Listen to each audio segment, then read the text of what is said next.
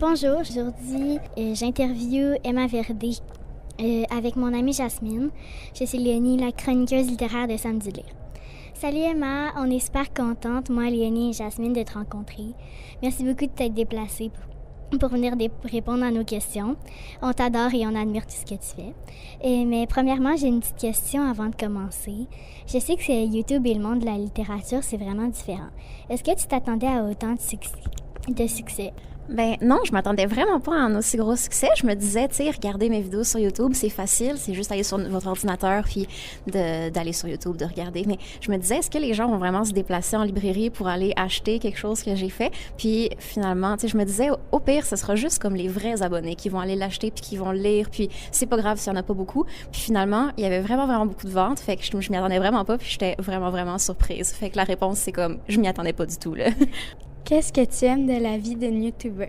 Ben sur YouTube, je fais tout toute seule. Là, comme je suis dans mon salon chez moi, puis c'est moi qui va choisir comment je suis habillée, comment je suis peignée, c'est moi qui va choisir ce que je dis. C'est moi qui fais mon texte, c'est moi qui fais le montage. Tu sais, je choisis mon décor, je choisis vraiment tout. Puis moi, c'est vraiment ça que j'aime. Qu'il n'y a pas quelqu'un qui me donne un texte ou qui fait mon décor à ma place. C'est moi qui choisis tout. Puis après, je le mets sur YouTube, puis c'est moi qui réponds à vos commentaires. Tu sais, comme c'est vraiment moi qui décide tout. Puis c'est ça que j'aime. Puis ce qui est vraiment le fun aussi, c'est que vous soyez vraiment plein d'émanateurs à travers le monde, à écrire sous mes vidéos, à comme me dire des petits commentaires, puis tout ça, puis de vous répondre, puis de vous rencontrer aussi dans les salons du livre, puis pour des signatures, c'est genre ce que je préfère aussi.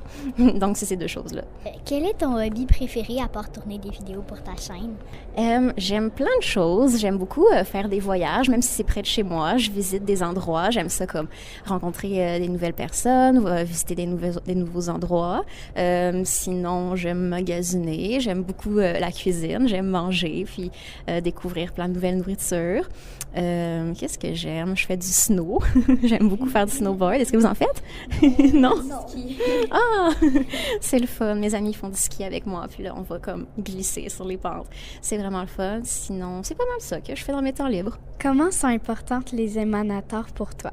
Ben, vous êtes tellement importante pour moi parce que si vous étiez pas là, mon métier ne serait pas là non plus parce que si je veux comme continuer à faire des vidéos, écrire des livres, faire des projets, il faut qu'il y ait un public qui aime ce que je fais puis qui achète mes livres, qui me suit dans mes projets puis qui continue à s'intéresser à tout ce que je fais. Donc, vous êtes tellement importante. Si, comme j'écris un livre, je pense à vous pendant tout le processus puis à ce que vous aimeriez voir, qu'est-ce qui vous aiderait puis qu'est-ce que vous avez envie de lire. Puis les vidéos, c'est la même chose. Donc, c'est vraiment important les abonnés pour moi. Puis j'aime tellement venir vous rencontrer dans des signatures puis tout ça. Fait que sur une échelle de genre 0 à 10, là, vous êtes 10 sur 10 importante. Est-ce que tu vis bien avec les mauvais commentaires? C'est un peu difficile au début de comme faire une chaîne YouTube. Là, plus t'as d'abonnés, plus t'as de commentaires, donc plus t'as de commentaires méchants, c'est sûr. Mais il faut vraiment comme se faire une carapace un peu, là, puis comme essayer de les ignorer. Puis moi, je me dis que moins je passe de temps sur mes mauvais commentaires, comme moins d'énergie négative ça mène dans ma vie. Fait que si j'ai un mauvais commentaire, je le laisse aller comme plus loin je réponds pas, tu sais. Puis je réponds aux commentaires positifs, comme ça ils vont en haut des vidéos, là, tu sais, quand la youtubeuse répond puis ça va en haut, là, vous connaissez ça. Ben, comme je réponds juste aux commentaires positifs parce que je me dis que je préfère mettre du temps là-dessus que sur des commentaires méchants. Puis c'est ça, je pense qu'il faut vraiment se faire une petite carapace, là, puis comme ne pas laisser passer les méchants commentaires parce que comme moi j'aime vraiment ce que je fais, puis j'aime les faire des vidéos pour vous, fait que je me dis que je continue puis que c'est pas grave les méchants commentaires. Lorsque tu nous parles de tes goals, lequel est le plus important pour toi? Mais un des plus gros, c'était vraiment écrire le livre. Là, comme depuis que je suis toute petite, je m'imagine faire un livre avec plein de dessins, puis c'est ça que j'ai fait un peu. Mais je n'imaginais pas le faire aussi jeune. Sinon, je dirais qu'en ce moment, ce serait de continuer à aller dans plein de pays pour vous rencontrer. Là, je vais en Europe bientôt, fait que je vais aller rencontrer les émanateurs en France, en Belgique, en Suisse. Puis après, je vais voir ce que le temps m'amène. Mais je dirais que ces deux-là, c'était assez gros sur ma liste ces temps-ci. Puis après, je vais voir ce qui arrive ensuite. Dans tes sujets préférés du livre, c'est lequel que t'aimes le plus? Il y a un chapitre que j'aime vraiment beaucoup, là, c'est le chapitre des premières fois, où je raconte comme un peu toute mon adolescence, puis je raconte toutes les premières fois, même des petits trucs, là, genre les premiers boutons, ou des trucs plus sérieux, genre les premières règles, c'est quand même gros, tu sais. Fait que ce chapitre-là, je l'aime vraiment beaucoup. J'ai genre repassé mon adolescence au peigne fin, là, comme j'essayais de chercher toutes les petites histoires ou les anecdotes drôles que j'avais vécues pour les raconter là-dedans. Puis c'est un chapitre que j'ai mis, je pense que c'est celui que j'ai mis le plus de temps, là, puis qui est le plus gros aussi dans le le livre, fait que je raconte comme plein d'anecdotes, puis avec chaque anecdote, il y a des conseils qui se rajoutent parce que je me dis qu'est-ce que j'aurais dû faire, qu'est-ce que je changerais si je revivrais ce moment-là. Donc, c'est comme je raconte toutes mes premières fois avec des conseils, puis c'est vraiment mon chapitre préféré. J'ai une petite question à rajouter sur les chapitres de ton livre. Est-ce que c'est celui que ça t'a le plus amusé d'écrire? Celui des premières fois? Oui. Ouais, vraiment. Avec celui des DIY aussi, je l'ai beaucoup aimé, genre faire les photos pour ça, là, c'était trop le fun. Mais les premières fois, c'était vraiment le fun, puis c'était aussi très genre throwback un peu, là, genre je revivais mon passé parce que je racontais des histoires d'il y a longtemps, fait que ça me remettait, genre, en tout cas, ça me rappelait plein de souvenirs. Donc c'était vraiment le fun d'écrire ce chapitre-là. Je pense que c'est celui que j'ai préféré écrire avec celui des DIY. C'était pas mal mes deux préf. Sur une échelle de 1 à 10, à quel point es-tu une cat lover? Oh my god, je peux te dire genre 100 sur 10. Hey, sérieux, Mitaine, là, je lui achète tout le temps des jouets, puis genre, quand je vais aux signatures, vous lui achetez comme des petites gâteries, genre, puis des jouets aussi. Je pense qu'on est toutes des cat lovers, là, parce que, sérieux, Mitaine, elle reçoit tellement genre de cadeaux dans les meet-ups, quasiment plus que moi. Je suis comme, oh mon Dieu, genre les abonnés aiment plus mon chat. Mais je l'aime vraiment beaucoup, ouais. Quelle est ta sucrerie préférée à part les beignes?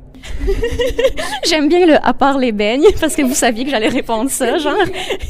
Ben là, je vais en Europe bientôt, comme je l'ai dit tantôt, puis j'aime vraiment beaucoup les macarons aussi. Fait que je pense que quand je vais arriver là-bas, je vais genre en manger plein.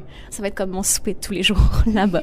En tant que youtubeuse, y a-t-il beaucoup de différences entre la France et le Québec? Ben, c'est sûr que vu que comme on peut voir dans les statistiques YouTube d'où viennent les abonnés, puis il y en a vraiment, vraiment beaucoup en Europe, puis un petit peu moins au Québec. Fait que c'est sûr que quand je suis ici, les signatures sont un petit peu plus relaxes parce que vous êtes moins. Peut-être que là-bas, ça va être encore plus intense, qu'il va y avoir vraiment beaucoup de monde, puis vraiment beaucoup de cadeaux pour Mitaine, encore plus qu'ici, tu sais. Mais fait que je dirais que ça va être un peu plus intense là-bas.